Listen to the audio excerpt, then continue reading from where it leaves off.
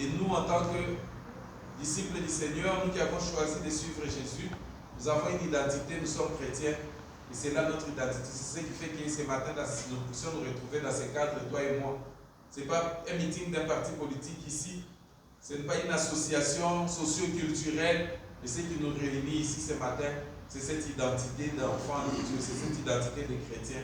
C'est à cause de ça que nous nous retrouvons ici dans ce temple en tant que membres de cette église, parce que nous avons une identité, nous sommes enfants de Dieu. Amen. Amen. Ce matin, nous n'aurons pas assez de temps pour revenir sur tout ce qui a été dit hier.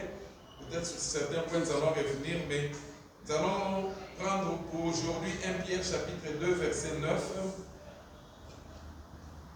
Je suis dans 1 Pierre chapitre 2, verset 9, qui nous dit: vous, au contraire, vous êtes une race élue, un sacerdoce royal, une nation sainte, un peuple acquis, afin que vous annonciez les vertus de celui qui vous a appelé des ténèbres à son admirable lumière.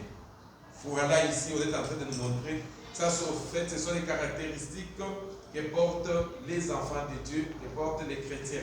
On les qualifie ici d'une race. Nous sommes toute une race des élus, ce qui fait que dans cette race ici, nous nous retrouvons, quels que soient nos horizons, mais nous avons une identité particulière, nous sommes chrétiens. Nous sommes un sacerdoce royal, donc nous formons tout un royaume. Nous sommes une nation sainte, nous sommes un peuple acquis, afin que nous puissions annoncer les vertus de celui qui nous a appelés des ténèbres, de là où nous étions hier païens, à son admirable lumière, en devenant chrétiens et en devenant enfants de Dieu. Amen. C'est lui qui nous a choisis ici, il nous a donné une nouvelle identité. Il a fait de nous son peuple. Donc voilà un peu de quoi je suis en train de parler ce matin. Nous sommes en train de nous rappeler que nous sommes un peuple mis à part, un peuple choisi. Pour être son peuple, nous devons continuer de lui appartenir. Nous devons faire un pas, et nous devons faire pas notre volonté à nous, mais la sienne, parce qu'il nous a choisis.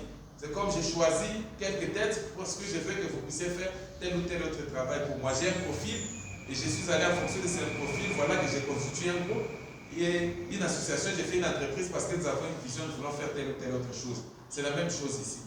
Le Seigneur nous a choisis pour que nous puissions faire non pas notre volonté, mais sa volonté à lui. Et nous aussi, en tant que chrétiens, nous qui avons été choisis, aujourd'hui, quelle est cette volonté-là que nous faisons? C'est la nôtre ou bien nous faisons la volonté de celui qui nous a choisis? Donc voilà un peu en quoi nous voulons nous entretenir ce matin. Nous voulons comprendre quelle est cette volonté-là que nous faisons. Nous avons été choisis pourquoi? Pour porter seulement cette identité d'enfant de Dieu, pour apparaître seulement, faire voir aux gens que nous sommes chrétiens, nous venons à l'église. Non, bien-aimés, le Seigneur qui nous a choisis, il attend de nous quelque chose de distinct de ceux-là qui n'ont pas été choisis. Amen. 1 Corinthiens 1, chapitre 27, il nous dit: mais Dieu a choisi les choses folles du monde pour confondre les sages. Dieu a choisi les choses faibles du monde pour confondre les fortes. Voilà comment ça se passe chez lui. Il est celui qui vient vers nous, il se révèle à nous, il nous choisit, mais il a son calcul et ce qu'il attend de nous. Dieu ne vient pas chez les gens qui sont qualifiés, qui sont des experts, qui sont des mis à part déjà de là où ils existaient. Non, c'est lui qui choisit. Lui, il appelle pas les qualifiés, mais il qualifie ceux-là qui lui appellent. Amen. Dieu choisit des personnes pour un service ou un but précis, pour qu'il leur donne ensuite les qualités nécessaires pour accomplir cette tâche. Donc voilà un peu, c'est là où on dit la confusion des choses folles, des choses difficiles à comprendre. C'est un peu ce que notre Dieu fait. Plutôt que de chercher des personnes déjà parfaites ou capables. Lorsque nous venons au Seigneur, lorsque nous venons à l'église, nous ne sommes pas déjà parfaits, nous ne sommes pas déjà capables de mettre en pratique sa volonté de vivre comme lui veut. Non. Nous sommes appelés, il nous appelle à lui avec nos faiblesses, avec nos difficultés, et nous venons à lui, et c'est lui de nous rendre parfaits et de nous rendre capables. Une fois que Dieu choisit une personne, il lui donne des dons, il lui donne la force et les capacités nécessaires pour remplir la mission pour laquelle il l'a appelé. Il lui confie une mission qu'il devra accomplir. Amen.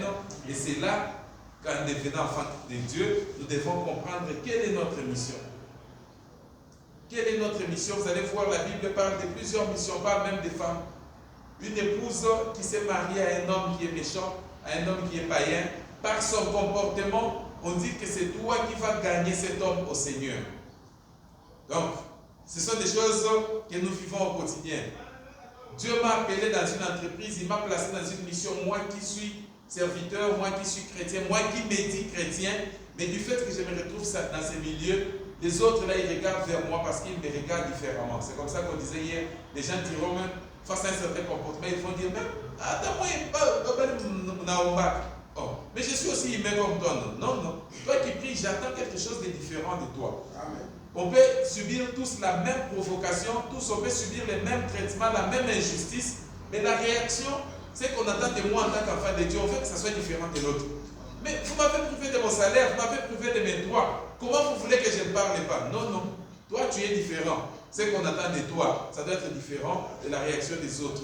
Là où les autres vont haïr la personne, là où les autres vont dire des méchancetés envers la personne, mais toi, en tant qu'enfant de Dieu, tu as un secret avec ton Père. Reviens vers ton Père et présente-lui les cas. Il est celui-là qui va agir. Alors qu'on va te trouver naïf, alors qu'on va te trouver boulé, tout ce que vous voulez, mais toi tu es fort, tu es même plus fort parce que tu as un secret avec ton Père, tu as une identité que tu es en train de défendre. Au nom de cette identité, tu ne peux pas réagir comme tout le monde, mais tu reviens vers ton Père, tu lui présentes les cas, c'est là que ton Père va agir. Amen. Et ici, la vie chrétienne, bien aimée, nous avons dit là, ici, ce n'est pas une religion, nous ne sommes pas dans une religion, mais nous sommes dans toute une vie. C'est là que nous appelons la vie chrétienne. Dans la vie chrétienne, il y a une notion, un concept très important, c'est celui de la croissance. Je suis devenu enfant de Dieu, j'ai été baptisé, ok, c'est bon, ça fait 2 mois, je dois être différent de celui qui arrive dans le Seigneur aujourd'hui. Moi, j'ai 1 année, je dois être différent de celui qui est arrivé il y a 6 mois. J'ai 2 ans de vie chrétienne, je dois être différent de celui qui est arrivé il y a 1 année et demie.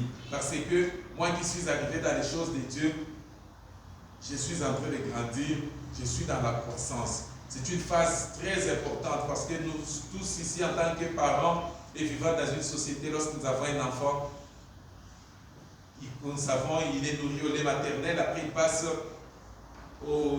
à la bouillie, il va passer à la nourriture solide. Mais lorsque nous voyons que nous avons un enfant qui ne grandit pas, qui reste les mêmes, ça fait 2 mois, 5 ans, 5 mois, 10 mois, 6 mois, 1 année, 2 ans, 5 ans, l'enfant reste les mêmes, ça va vraiment nous inquiéter parce que là, c'est vraiment un kissimbi qu'on a à faire. Parce que normalement, un enfant, il est appelé à croître et à grandir. Amen. Et c'est pourquoi ce matin, je vais poser la question de savoir, regarde où est-ce que tu as commencé avec le Seigneur et où est-ce que tu es aujourd'hui. Est-ce que tu as grandi ou bien tu fais du statico? Parce que cette vie ici, c'est une vie de croissance. Nous sommes en train de croître. Amen. Depuis qu'on te connaît, toi, tes faiblesses là restent toujours les mêmes. Toi, on sait que lui, on ne les provoque pas. Parce que si on les provoque, il risque de faire sortir des choses, même toi-même, tu vas regretter. Il y a même des gens qui disent que je vais te dire des choses ici, même les voisins vont regretter. Oui, ça, tu pouvais bien le faire hier. Mais tu es devenu enfant de Dieu, ça fait 2 ans. Pourquoi ça ne change pas? Parce qu'on comprend que ça ne change pas chez toi parce que c'est comme si tu vas à l'église, tu es devenu chrétien par figuration. Toi, tu verses toujours dans les sogui-sogui, dans les corruptions, dans des choses pas bien, dans des choses toujours sombres, tes corps sont toujours flous, on ne comprend pas très bien comment tu fais les choses. Là, franchement, on ne sait pas comprendre et on ne comprend pas pourquoi chez toi il n'y a pas la croissance.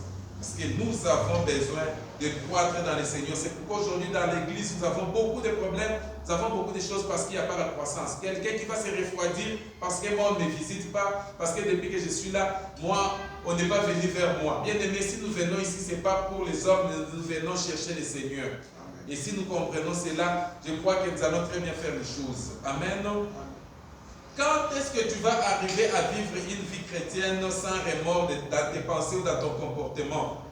Combien de fois tu vas demander pardon pour le même péché, pour la même chose, pour ta même faiblesse là? Combien de fois? Parce que chez toi, ça revient toujours. C'est toujours la même chose, c'est toujours les mêmes fautes, c'est toujours les mêmes péchés, bien-aimés.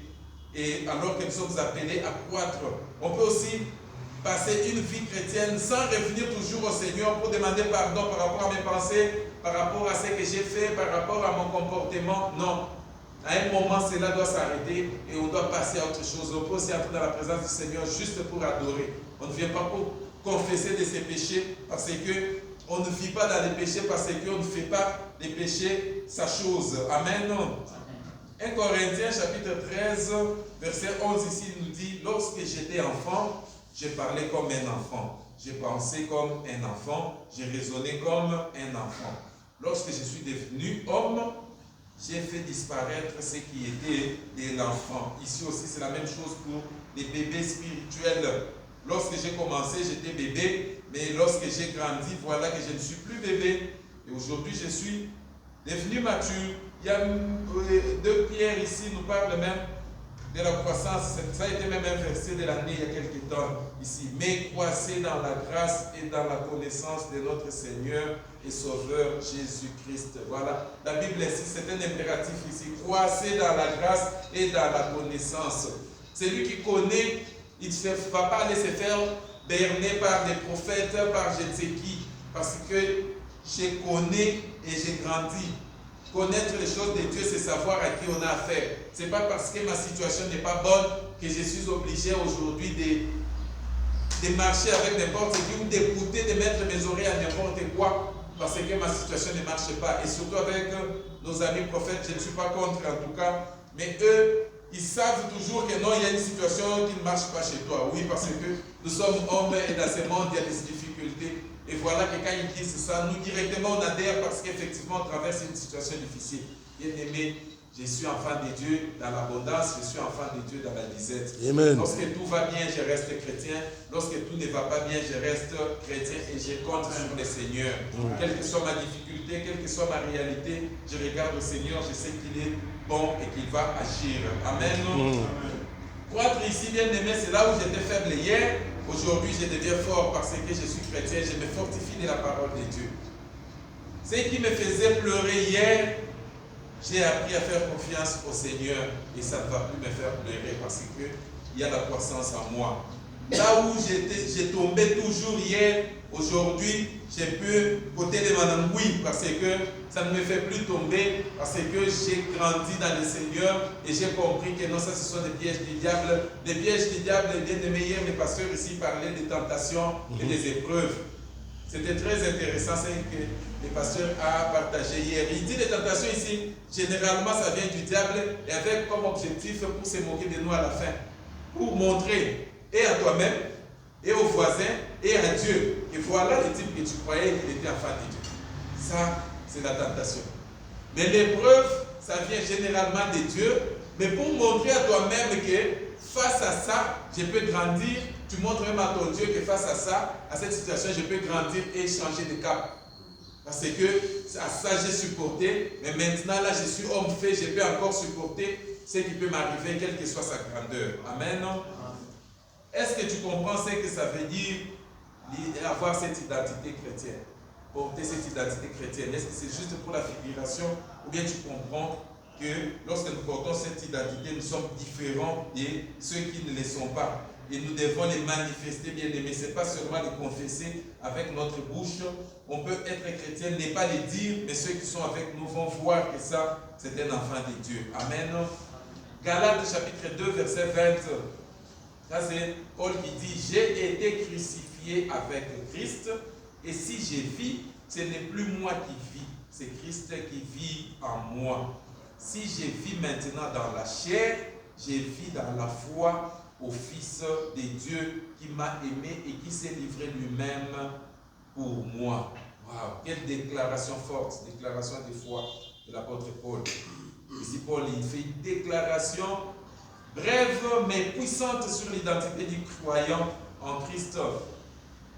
Il dit, lorsqu'il dit, ce n'est plus moi, c'est Christ. Ça, c'est une substitution, ça. Il fait référence au changement radical qui s'est produit lorsque les pécheurs placent leur foi dans la mort sacrificielle de Christ sur la croix. Donc, nous étions pécheurs hier, mais nous regardons ce que Christ a fait avec son sacrifice sur la croix et nous pouvons même assimiler cela, comprendre cela, comparer cela à ce que Jésus a dit à Nicodème dans Jean 3:3 que Il a dit à Nicodème, je crois, on peut lire ça, Jean 3.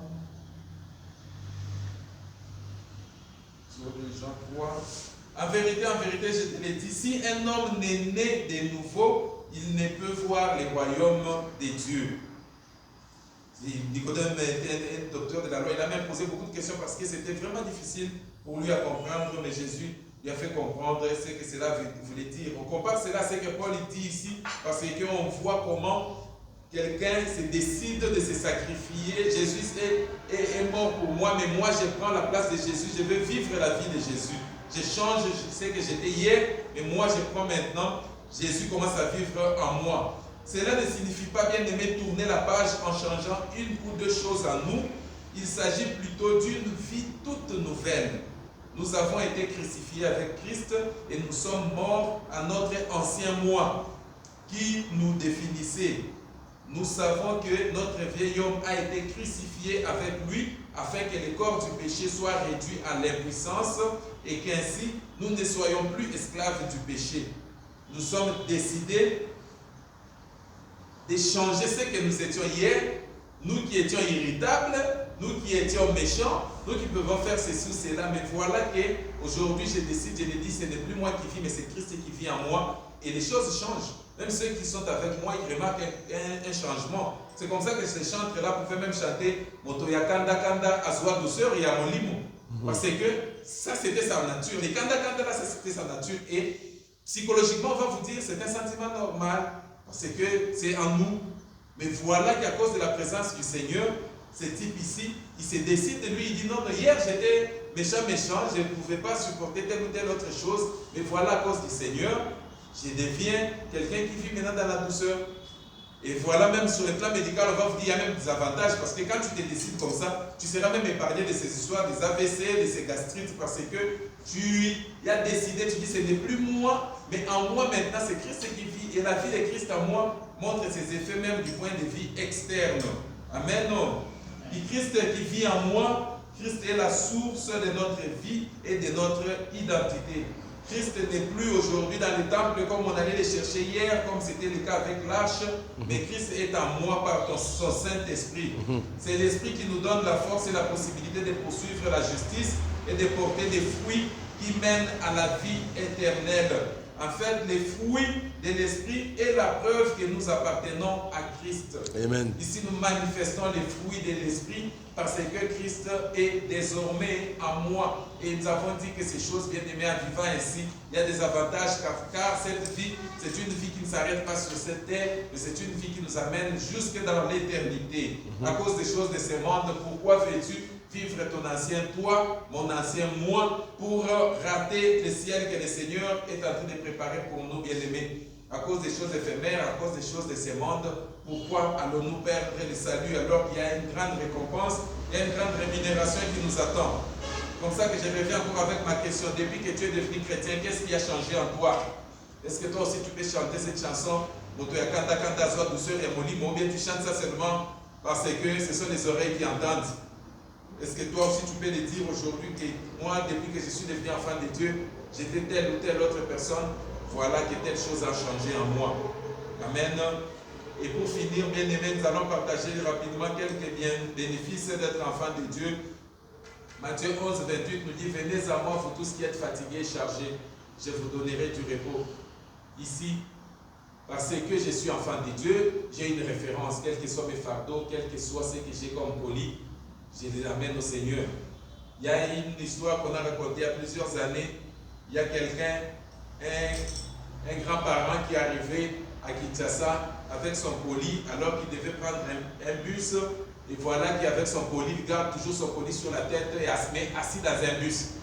On lui rappelle, mais pourquoi tu portes ton colis alors que tu es déjà dans le bus? Fais descendre ton colis. Il dit non, je ne fais pas descendre ça parce qu'on risque encore de me demander une facture pour ces colis que je porte. La personne préfère garder son colis avec lui parce qu'il a crainte, il a peur qu'on lui demande de l'argent de plus. Il préfère garder son colis sur lui.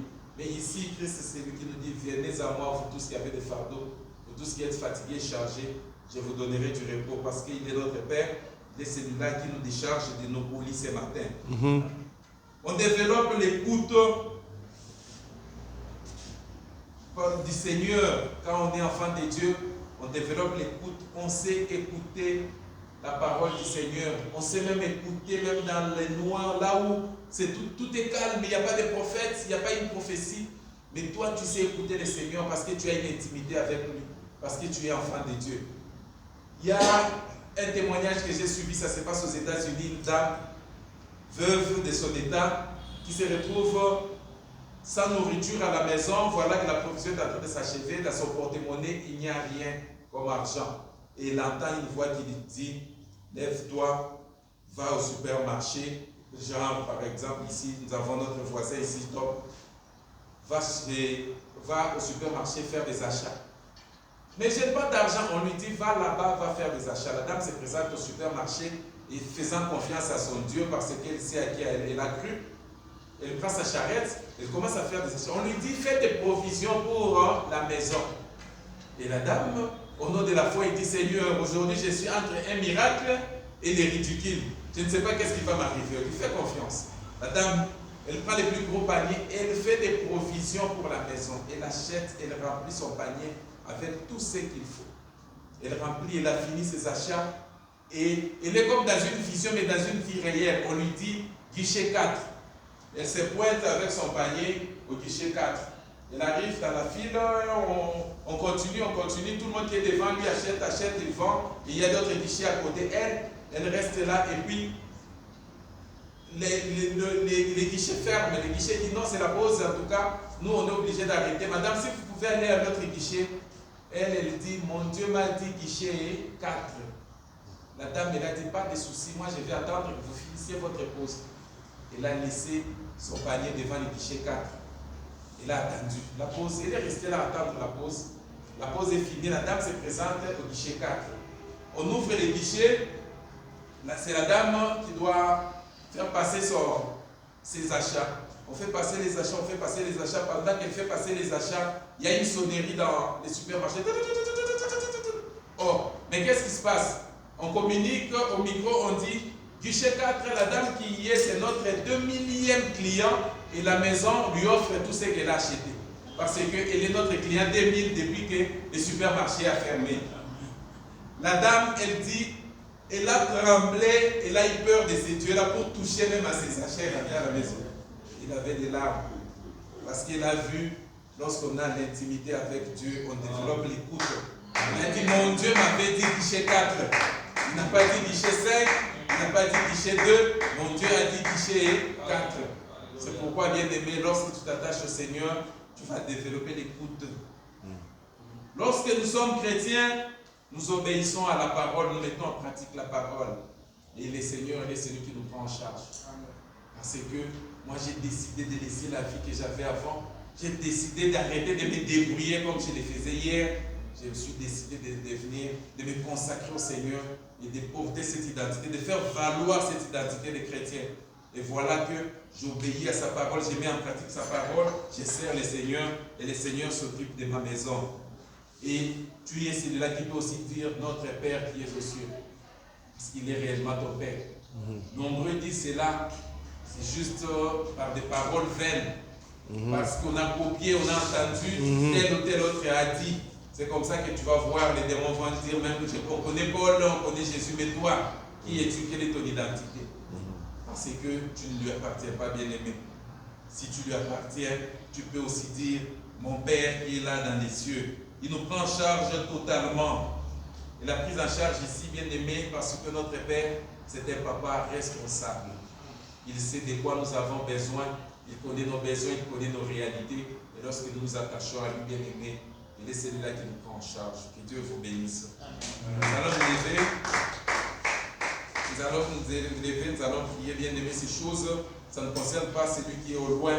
Ça nous concerne, nous, bien aimés. Notre identité en tant qu'enfant de Dieu.